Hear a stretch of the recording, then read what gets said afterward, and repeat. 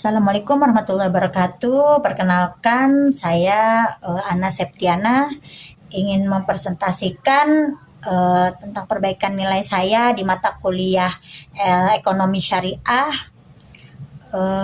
Perbaikan nilai ini saya akan mempresentasikan 4 materi, yaitu yang pertama lembaga keuangan syariah non-bank, yaitu BMT, asuransi syariah, dan pasar modal syariah. Yang kedua, di sini ada instrumen keuangan sosial Islam, ada zakat, infak, sodakoh, dan wakaf produktif.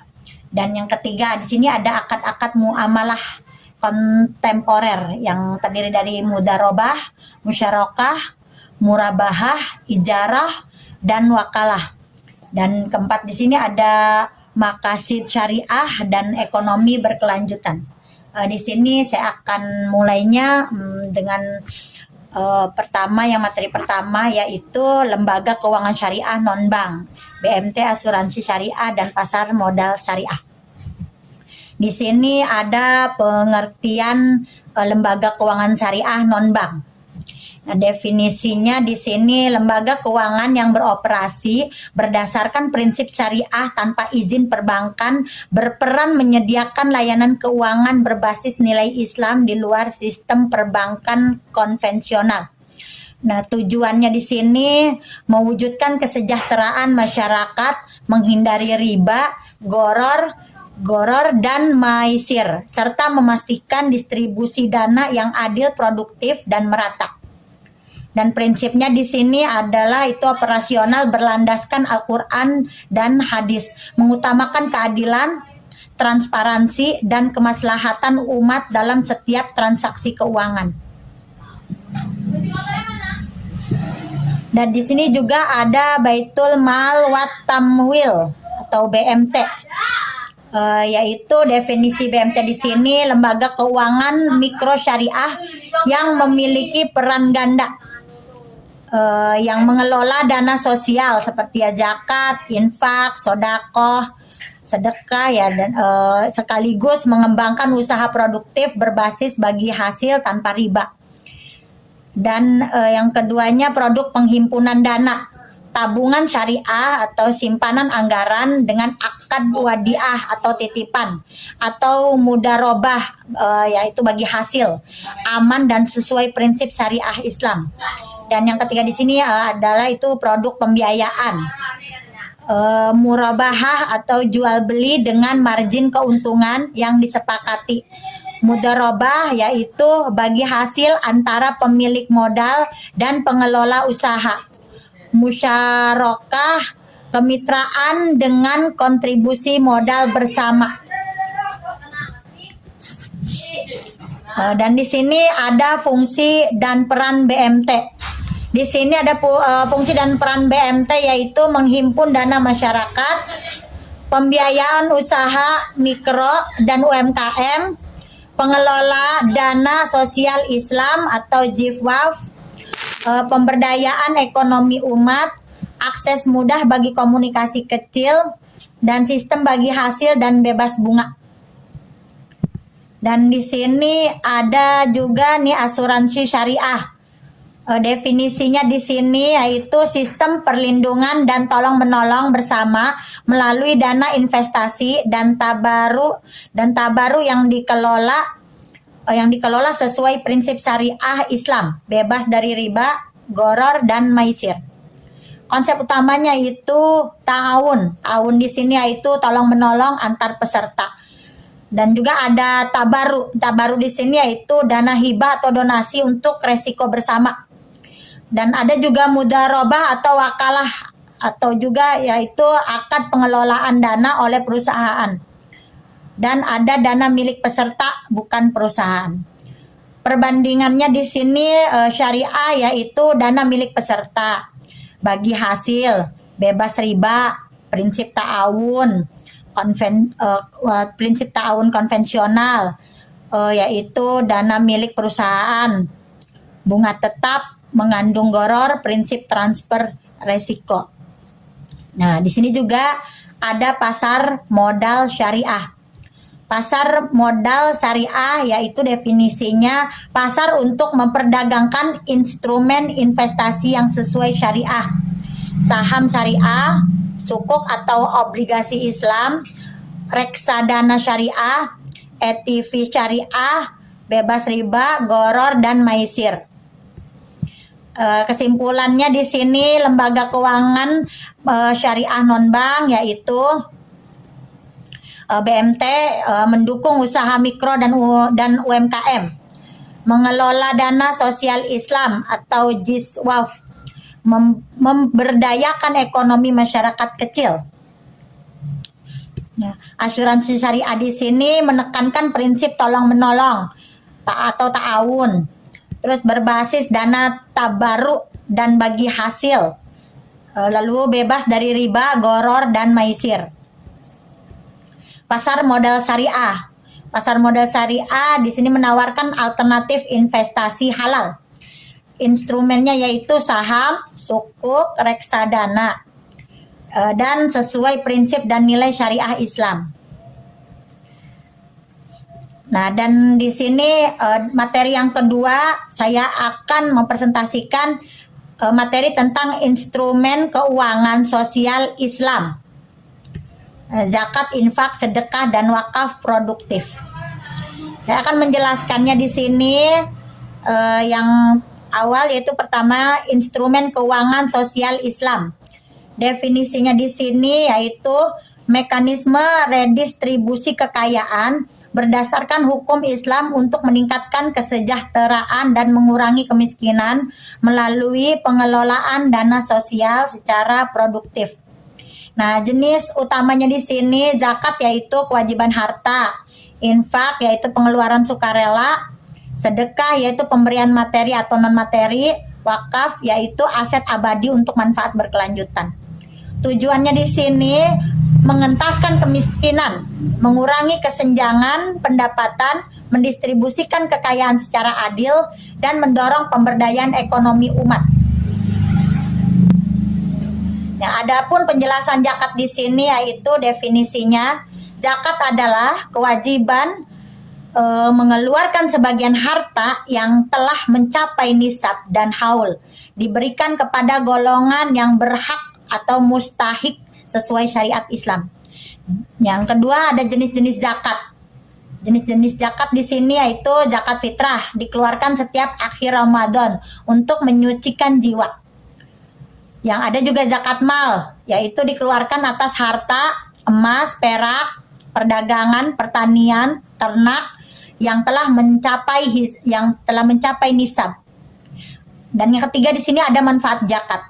Manfaat zakat di sini menyucikan harta dan jiwa muzaki, mengurangi kemiskinan, mempersempit kesenjangan ekonomi, meningkatkan kesejahteraan masyarakat, dan memperkuat solidaritas umat Islam.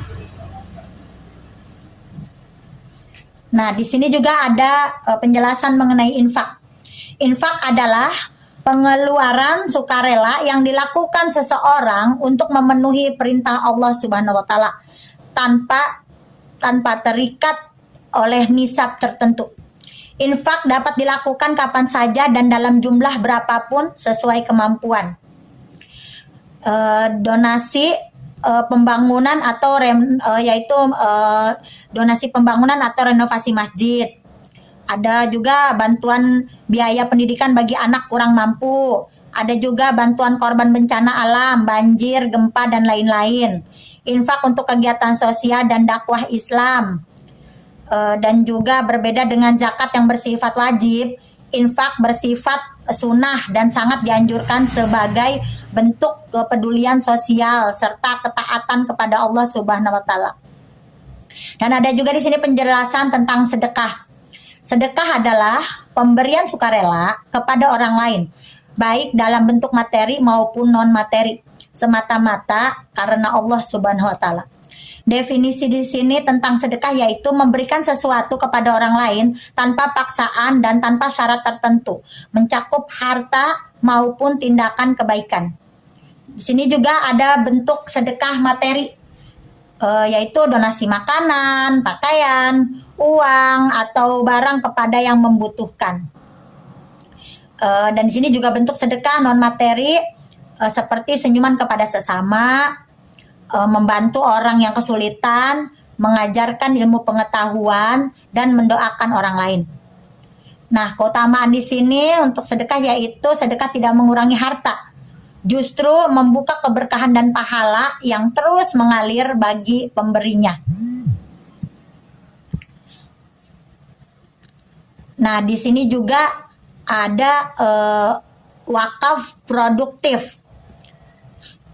Wakaf produktif adalah harta wakaf yang dikelola dan dikembangkan secara produktif untuk menghasilkan manfaat berkelanjutan bagi masyarakat tanpa mengurangi nilai pokoknya. Definisi di sini yaitu penyerahan aset yang dikelola untuk menghasilkan pendapatan demi kepentingan umat secara terus-menerus. Contohnya wakaf produktif yaitu rumah sakit wakaf untuk layanan kesehatan masyarakat, sekolah dan pesantren wakaf untuk pendidikan umat, perkebunan wakaf sebagai sumber penghasilan produktif, ruko dan properti komersial wakaf, hotel syariah wakaf untuk pembiayaan sosial. Dan di sini juga ada manfaat menciptakan kemandirian ekonomi umat, mengurangi kemiskinan, dan mewujudkan kesejahteraan jangka panjang. Nah, di sini juga ada perbedaan wakaf. Di sini ada zakat, infak, dan sedekah. Nah, zakat di sini yaitu status wajib atau rukun Islam, nisab, ada batas minimum harta atau kadarnya tetap, misalnya 2,5% penerimanya asnaf. Manfaatnya langsung kepada mustahik keberlanjutan per periode tahunan atau fitrah. Dan infak dan sedekah di sini statusnya sunnah atau sukarela.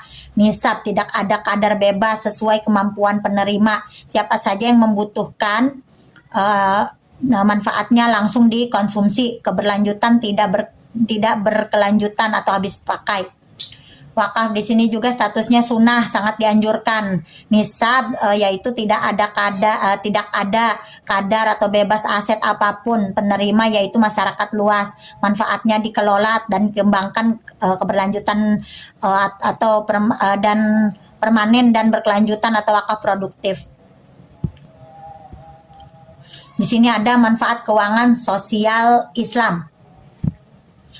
Manfaatnya di sini mengentaskan kemiskinan, menurunkan angka kemiskinan, pemenuhan kebutuhan dasar, pengurangan kesenjangan, pemerataan pendapatan, keadilan ekonomi sosial, dan juga ada retribusi dan pembangunan efisiensi sumber daya pemberdayaan masyarakat. Dan di sini juga akan mempresentasikan tentang akad muamalah atau kontemporer, mudarobah, musyarakah, murabahah, ijarah, dan wakalah. Dan akan saya jelaskan tentang pengertian akad muamalah.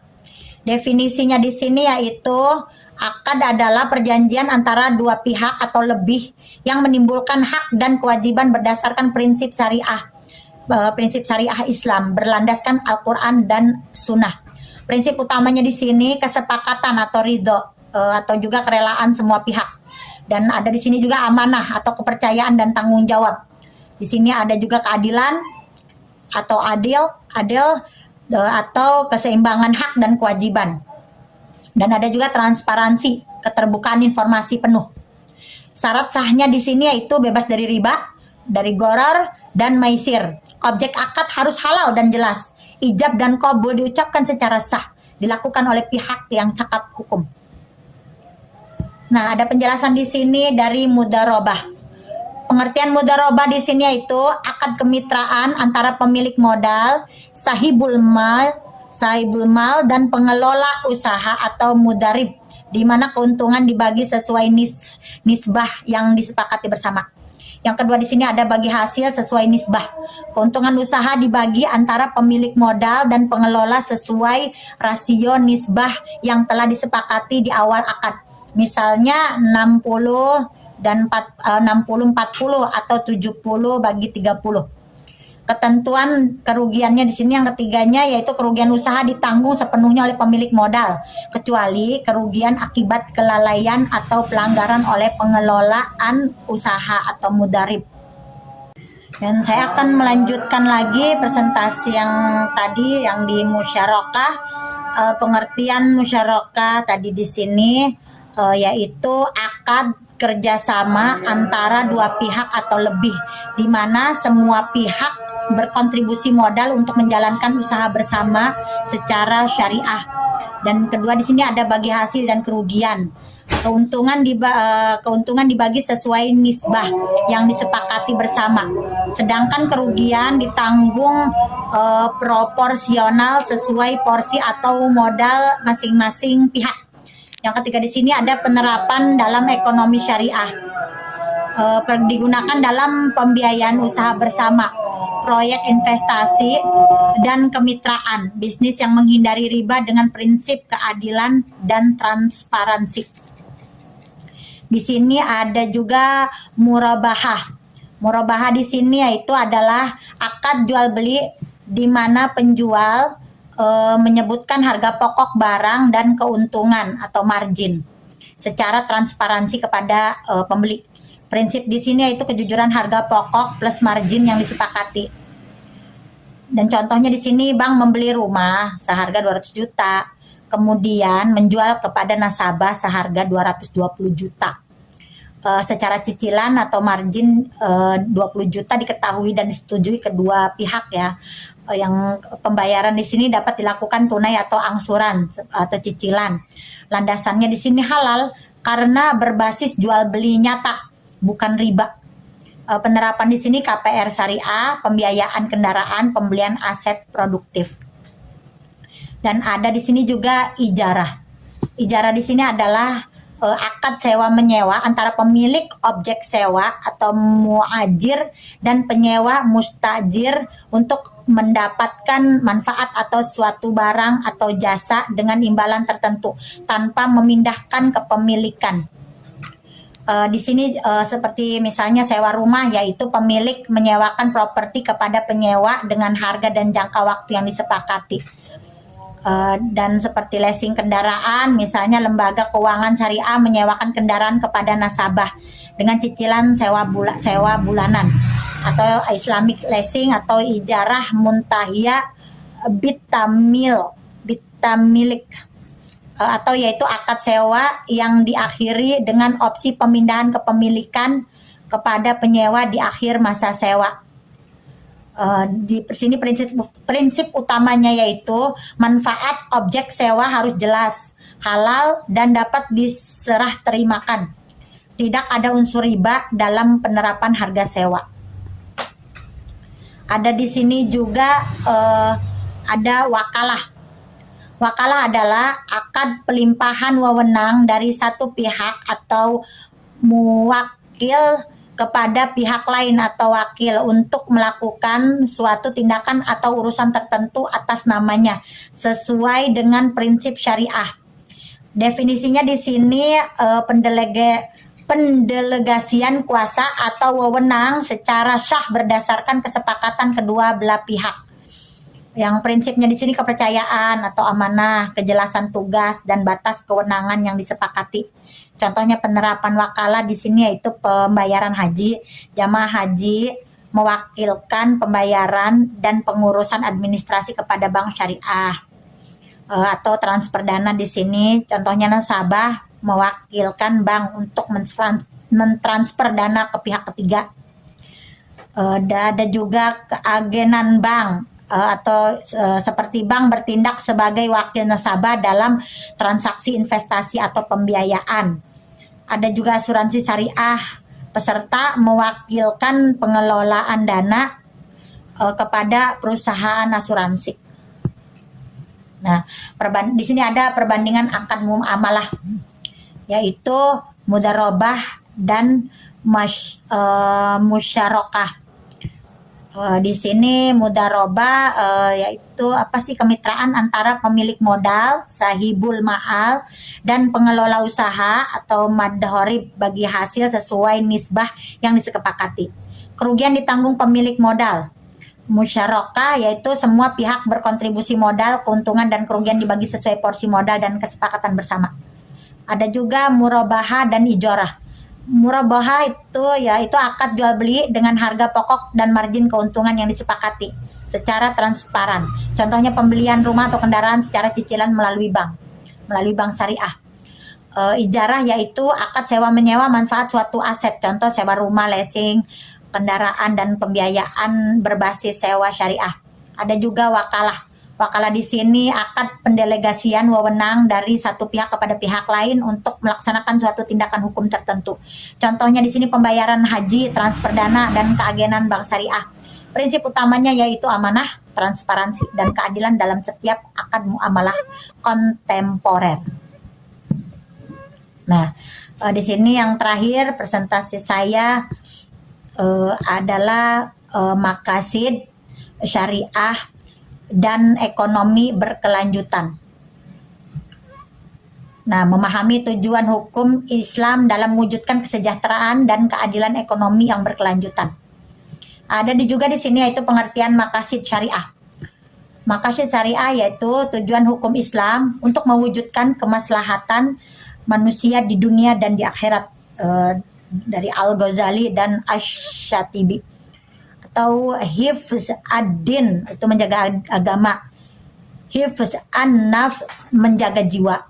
Ada di sini hifz al-aql menjaga akal, hifz an-nasl menjaga keturunan, ada hifz al-mal menjaga harta. Hubungan dengan ekonomi syariah di sini yaitu perwujudan keadilan, pengentasan kemiskinan, distribusi pendapatan, kemakmuran masyarakat ekonomi, berkeadilan kesejahteraan umat. Dari hifz al-mal, hifz al-nafs, hifz al-aql. Ekonomi berkelanjutan di sini memiliki definisi ekonominya yaitu memenuhi kebutuhan generasi saat ini tanpa mengorbankan kemampuan generasi mendatang dalam memenuhi kebutuhannya. Dalam memenuhi kebutuhannya sendiri selaras dengan nilai-nilai Islam. Prinsip utama berkelanjutannya itu ramah lingkungan, keadilan sosial, efisiensi sumber daya, dan tanggung jawab sosial sebagai landasan ekonomi yang berkelanjutan. Dan yang ketiga di sini ada implementasi dalam ekonomi syariah, pengelolaan sumber daya secara amanah, larangan israf atau pemborosan, dan mendorong investasi hijau serta wakaf produktif untuk kesejahteraan jangka panjang. Maqasid syariah dan SDGs di sini yaitu menjaga jiwa. Maksudnya di sini kesehatan dan kehidupan layak. SDG 3 good health, SDG 2 zero hunger, SDG 6 clean water, melindungi dan memuliakan kehidupan manusia sebagai amanah Allah. Menjaga harta, di sini pertumbuhan ekonomi. SDG 8 decent world, SDG 1 no poverty, SDG 10 reduce inequality, mengelola harta secara adil, produktif dan bebas riba.